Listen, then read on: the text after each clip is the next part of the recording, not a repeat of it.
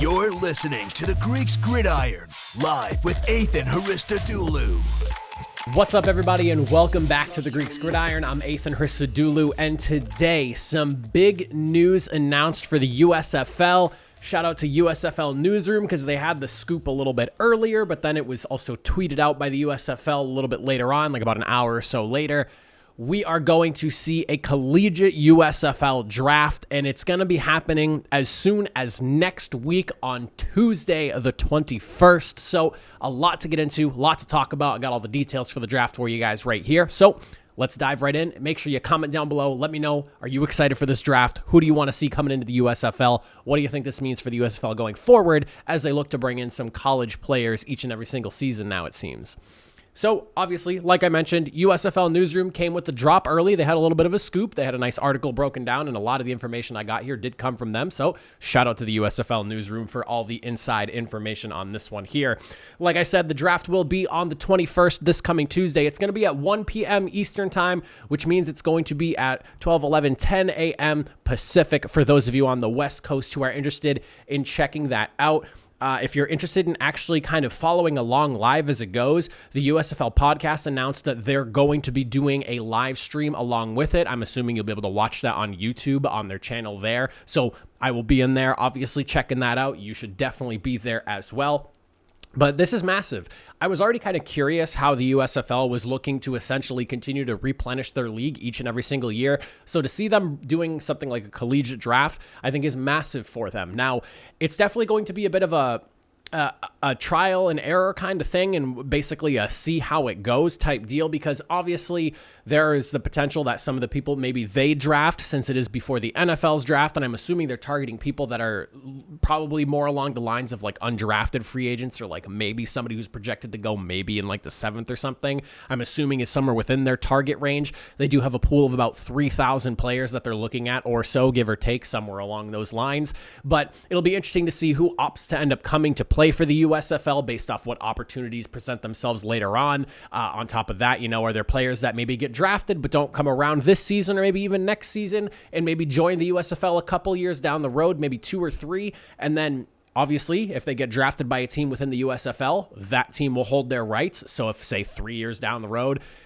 hypothetically speaking, if Stetson Bennett wanted to come play for the USFL because it doesn't work out in the NFL for him, we could hypothetically see him playing for the Memphis Showboats if they're the team that drafts him in this year's draft. So it'll be interesting to see how the whole thing shakes out. I'm, again, really excited to see how this all unfolds, just because it'll be nice to see, especially as the USFL continues to develop over the years.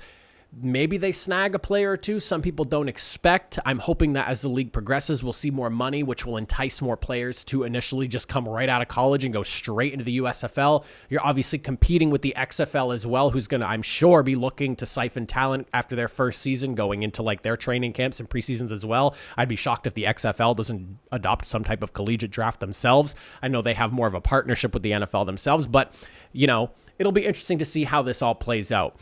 Now, as for the USFL draft itself, if you don't really know all the details or how this is going to look here, I got it all for you.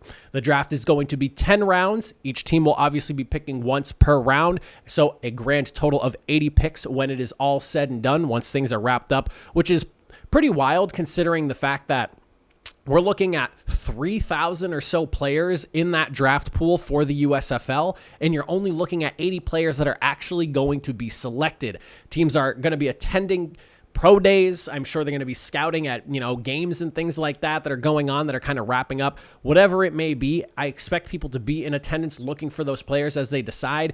But realistically speaking, the draft is Tuesday, and I'm curious to see how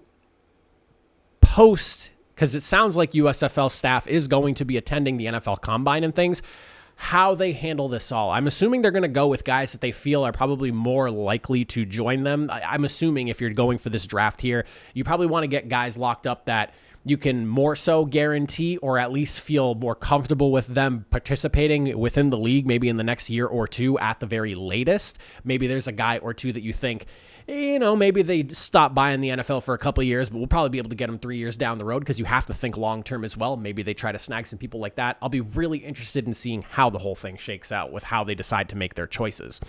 The draft order is going to be in the same vein as how the NFL operates their draft and how a lot of other leagues do as well. I know that some other leagues do some weird things like the top few picks or so, but it'll be from worst to first for the USFL, and it will go as follows. You have the Michigan Panthers at 1, the Pittsburgh Maulers at 2, Gamblers at 3, Showboats at 4. You'll look at the New Orleans Breakers at 5, New Jersey Generals at 6, Philadelphia Stars will be at 7, and then the Birmingham Stallions will be picking at number 8. I kind of like that they settled at the Memphis Showboats being in the number 4 spot. It kind of works out being a team that didn't play last year. You can kind of just slide into where the Tampa Bay Bandits were, which was typically, or not typically, but ended up being roughly within that like middle of the pack. So it kind of worked out that, they didn't really play last year, so you don't want to knock them too low, but you also don't want to set them too high. So sitting them at number 4, I feel like is a very fair place to have them. But again, like I mentioned, 3,000 players are going to be entered into this pool here, and it's going to be interesting. I'm really looking forward to it. Again, it's 1 o'clock Eastern time, 10 a.m. Pacific for those of you that are on the West Coast. That means 11 Mountain time, and 12 Central time. So make sure you are keeping your eyes peeled. Who do you think the USFL and these teams have their sights set on here? I know that the way this whole thing works, the USFL is kind of like it's a whole entity, the way they kind of operate, because they kind of sign USFL contracts, and then players are were initially dispersed through that draft through the team, but we've seen some players move around. I'm assuming the coaches are going to operate in a manner that they treat it as I'm drafting guys that I want to see come to this team. It's not going to be like the USFL deciding for them. At least I would hope that's how it works out, because I want to see that out that competition, the fight for the guys. I'm also curious, are they going to be allowed to trade any draft picks? Is that something that teams are allowed? That was one thing I did not see if it was clear, if anyone's able to maybe give up a second and a third round pick because they really want to take a guy. There is the idea that the way that this whole thing works out, these players are not actually going to count towards the 58-man training camp roster. And I'm assuming that has to do with just the uncertainty surrounding all of these players and whether or not they even end up playing this year.